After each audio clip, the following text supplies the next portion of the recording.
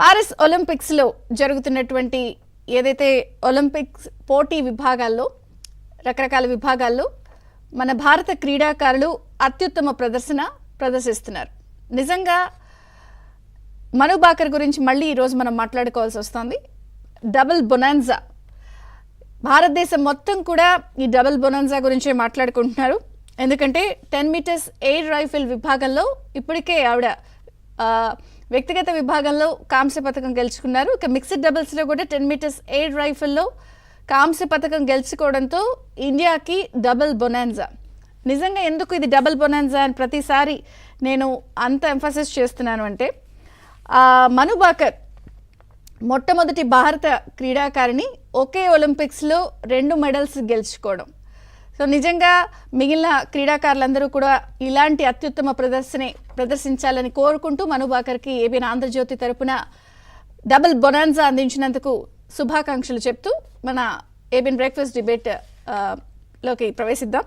So ఇదే double bonanza ఆంధ్రప్రదేశ్లో కూడా కొనసాగుతుంది. ఎస్, అందుకే నేను డబుల్ బొనాన్జాని అన్నిసార్లు స్ట్రెస్ చేశాను.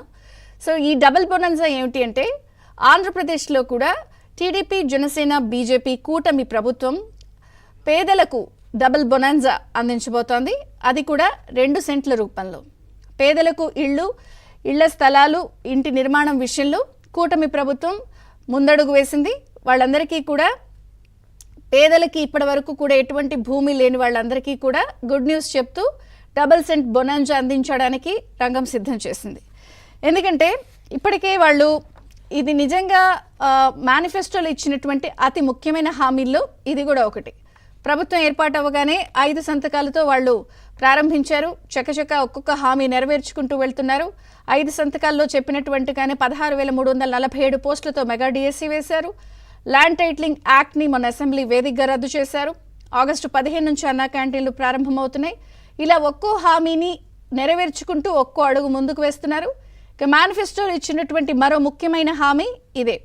పేదలకు ఇంటి స్థలాల విషయంలో గత ప్రభుత్వం, గత సర్కార్ పేదలకు ఏదో చేసేస్తున్నాము, సెంటు భూమి ఇచ్చేస్తున్నాము అని చెప్పినప్పటికీ కూడా, ఇళ్ళు కాదు మేము ఊళ్ళు నిర్మించేస్తున్నామని చెప్పినా కూడా, అన్నీ కూడా ప్రతి దాని వెనుక ఒక స్కీమ్ ఉన్నాయన్నది అన్ని విషయాల్లో కూడా మన తాజాగా హౌసింగ్ శాఖపై ఏపీ సీఎం చంద్రబాబు గారు చేసినటువంటి రివ్యూలో కూడా అనేక సంచలన విషయాలు బయటకు వచ్చాయి.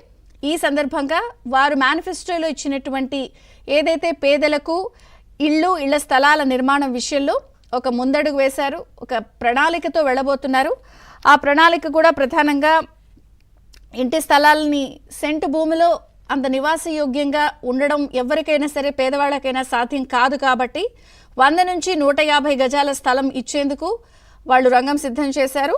పేదలకి పట్టణాల్లో అయితే 2 సెంట్లు, అదే గ్రామాల్లో, గ్రామీణ ప్రాంతాల్లో అయితే 3 సెంట్లు ఇచ్చేందుకు 4 లక్షల రూపాయల ఆర్థిక సాయం అందించేందుకు కూడా రంగం సిద్ధమైంది. దీనికి సంబంధించి PMAY, ప్రధానమంత్రి ఆవాస్ యోజన 2.0 కింద అనుసంధానం చేసి దీన్ని అమలు చేస్తారు. సో కొత్తగా లబ్ధిదారులు ఎవరైతే చేరుతారో, ఎంపిక అవుతారో వాళ్ళకి ఇది వర్తిస్తుందని చెప్పారు. సో ఎంపిక ప్రక్రియను కూడా సర్వే ద్వారా చేస్తారు. అయితే ఇంతవరకు బాగానే ఉంది. ఒక 100 రోజుల ప్రణాళికతో టార్గెట్గా పెట్టుకుని కేవలం 100 రోజుల్లోనే 1,25,000 గృహాలు నిర్మాణం చేసి దాదాపుగా 5 సంవత్సరాలకి 2029 టార్గెట్గా వెళ్ళాలని చెప్పి వెళ్తున్నారు. కానీ ఇక్కడ 2 అంశాలు ఉన్నాయి. వీళ్ళు నిర్మాణం కొనసాగించాలి, 100 రోజుల ప్రణాళికతో వెళ్ళాలి.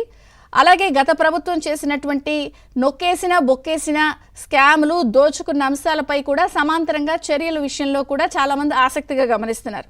ఎందుకంటే ఇళ్ళు కాదు మేము ఊళ్ళు కట్టేస్తున్నామని చెప్పి కూడా అతి తక్కువకే, అంటే ఎకరం 5 లక్షలు ఉన్న దగ్గర, 10 లక్షలు ఉన్న దగ్గర చాలా చౌకగా, కారు చౌకగా కొనేసి, ప్రభుత్వంతో 5 లక్షలు ఉంటే అది 10 లక్షలకు కొనిపించి, 10 లక్షలు ఉన్న దగ్గర 50 లక్షలకు కొనిపించి, 50 లక్షలు ఉన్న దగ్గర ₹1,00,00,000 కొనిపించి, దాదాపుగా అప్పుడున్నటువంటి వైసీపీ నాయకులు, స్థానిక నాయకత్వం, అధికారులు అందరూ కుమ్మక్కై వాటాలేసి మరీ పంచుకున్న వైనం చాలా చర్చనీయాంశమైంది.